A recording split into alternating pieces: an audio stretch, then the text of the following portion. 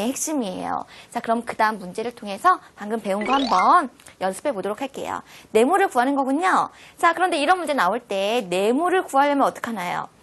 네모가 있는 쪽을 한번 생각해 봤을 때 네모를 빼고 다 없애주고 싶은 거예요. 그러면 우리 왼쪽에 네모만 남겨주고 싶은 거죠. 그러면 어떻게 하면 될까요? 여기 있는 곱하기 8을 없애주면 됩니다. 어떻게 하면 없어져요? 나누기 8을 하면 되죠. 그러면 여기에만 나누기 8을 하면 돼요? 안 되죠. 똑같이 나누기 8을 해줘야 되는 거죠. 그러므로 우리가 지금 왼쪽 변에 왼쪽에 네모만 남기고 싶다. 그 말은 양변에 똑같이 나누기 8을 한다. 그 말이에요. 그럼 왼쪽은 네모만 남게 되고요. 오른쪽은 4와 9분의 4 나누기 8이 됩니다. 이거를 조금 다르게 생각해서요. 아, 곱하기 8이 오른쪽으로 갔을 때 나누기 8이 된다. 이렇게 생각하셔도 큰 무리는 없겠어요. 자, 딱 봤을 때 여러분 무엇을 해주고 싶으세요? 곱셈을 할 때도 이렇게 대분수가 있으면 무엇으로 바꿔준다? 가분수로 바꿔준다는 대원칙이 있었죠? 이번에도 마찬가지예요. 대원칙 그대로 나눗셈에도 적용이 됩니다. 9분의 얼마 해가지고 대분수를 가분수로 고쳐주는 거 나눗셈 할 때도 똑같아요. 9, 4, 36. 4를 더하니까 40이 되네요. 자, 이제 본격적으로 나오는데요. 나누기 8 어떻게 줘요? 나누기는 곱하기로 8은 분모분자 바꿔야 되는데 자연수 분모분자 이걸 1분의 8로 생각하자. 1분의 8을 분모분자 바꿔주면 8분의 1 이런 식으로 하면 되는 거죠. 이렇게 계산하다 보면 그냥 나중에는 1분의 8 안 해도요. 저절로 곱하기 8분의 1 저절로 나올 거예요. 자, 계산하기 전에요. 약분이 되는지 한번 볼까요? 8, 5, 40. 약분이 되네요. 8, 1은 8. 8, 5, 40. 그래서 9, 1은 9 써주시고요. 5, 1은 5 적어주셔서 9분의 5 정답 적으시면 되겠습니다. 자, 그러면 우리 연습 하나만 더 해볼게요. 방금 배운 거 계속 똑같죠? 유형이 느껴지지 않으시죠? 같은 원칙으로 풀고 있어요.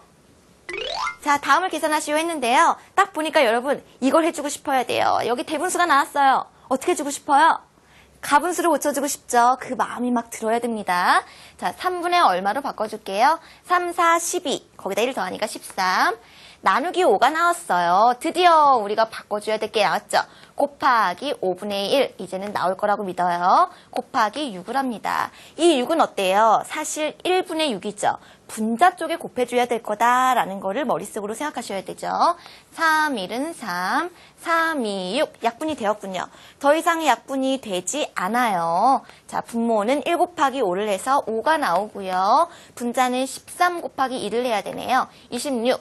자, 정답 이렇게 적으시면 될까요? 안 되죠. 정답을 적으려고 했는데 가분수다. 항상 어떻게 줘요? 덧셈, 뺄셈, 곱셈, 나눗셈 마찬가지예요. 대분수로 바꿔줍니다. 자연수 부분에 5가 26에 몇 번 들어가나 봐요. 5, 5, 25. 5번 들어가네요. 그럼 25와 26의 차이는 1. 그래서 5와 5분의 1을 적으시면 되겠습니다. 자, 이렇게 해서요. 첫 번째 그룹을 살펴보았습니다. 나누는 선생님이 유형은 여러 가지였지만 푸는 원칙은 같았죠? 방금 배운 거 그래도 그 유형별로 한번 정리해 보도록 할게요.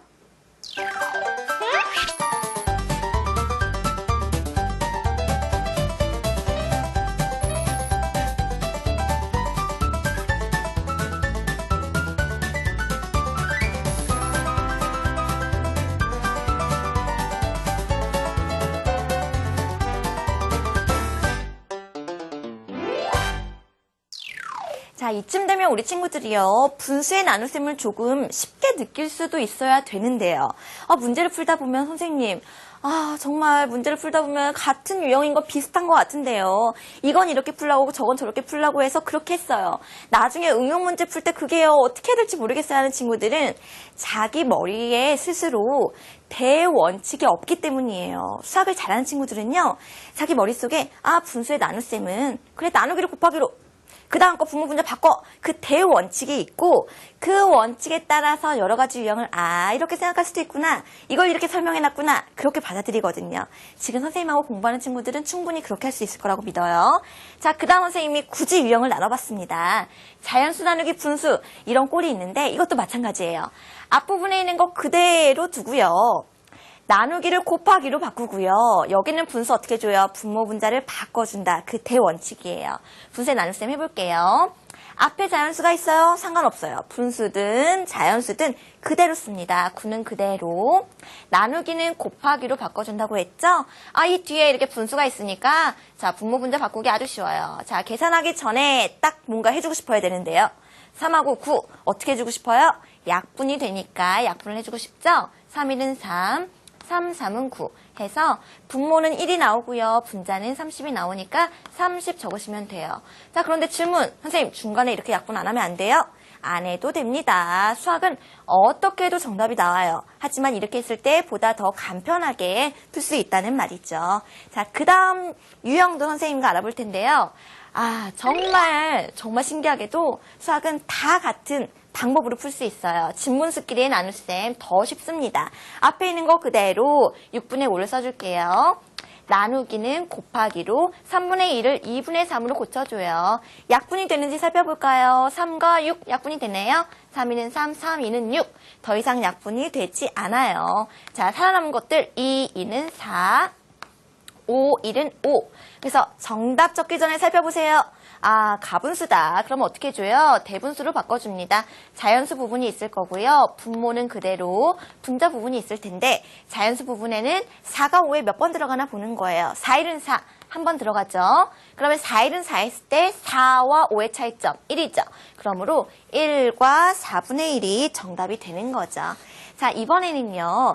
그 다음에 대분수랑 관련된 거 풀 텐데요. 여러분들 대분수 딱 하면 뭐를 하고 싶어야 돼요? 그렇죠.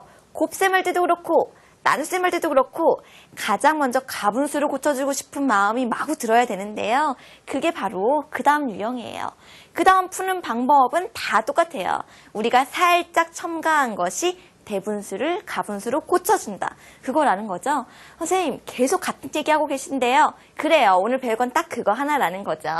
대분수의 나눗셈 해볼게요. 과정에 맞게 네모칸을 채워보겠습니다.